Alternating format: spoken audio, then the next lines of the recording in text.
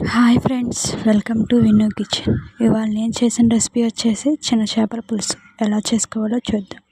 ముందుగా చిన్న చేపల్ని ఎలా క్లీన్ చేసుకోవాలో చూద్దాం.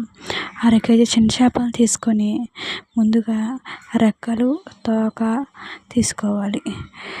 తలకాయని కూడా తీయాలి. తీసిన తర్వాత పొట్టలో ఉన్న వేస్ట్ని కూడా తీసుకొని నీటిలో వేసుకోవాలి.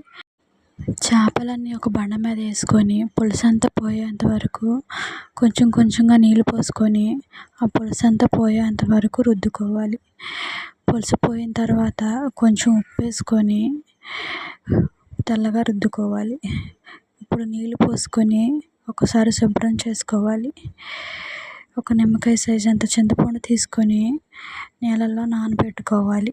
నానబెట్టుకున్న తర్వాత 2 ఉల్లిపాయలు, 4 పచ్చిమిరపకాయలు కట్ చేసుకొని ఉంచుకోవాలి. కట్ చేసుకున్న ఉల్లిపాయలు, పచ్చిమిరపకాయలు చేపల్లో వేయాలి. వేసిన తర్వాత రుచికి సరిపడా ఉప్పు వేసుకోవాలి. ఒక 1/2 టీ స్పూన్ పసుపు కూడా వేసుకోవాలి. తగినంత కారం, సరిపడా నూనె కూడా పోసుకొని అవన్నీ కలిసేలాగా ఒకసారి కలుపుకోవాలి.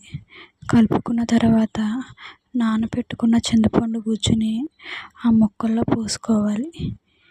పోసుకున్న తర్వాత పులుపుకు తగ్గట్టుగా ఇంకోసి నీళ్ళు కూడా పోసుకున్న తర్వాత ఒకసారి అన్నీ కలిసేటట్టుగా కలుపుకోవాలి. ఇప్పుడు స్టవ్ వెలిగించుకొని స్టవ్ మీద కడాయి పెట్టుకొని పులుసుని ఉడికించుకోవాలి. పులుసు కొంచెం చిక్కబడిన తర్వాత దంచుకున్న అల్లాన్ని వేసుకోవాలి. వేసుకున్న తర్వాత ఒకసారి తిప్పుకోవాలి.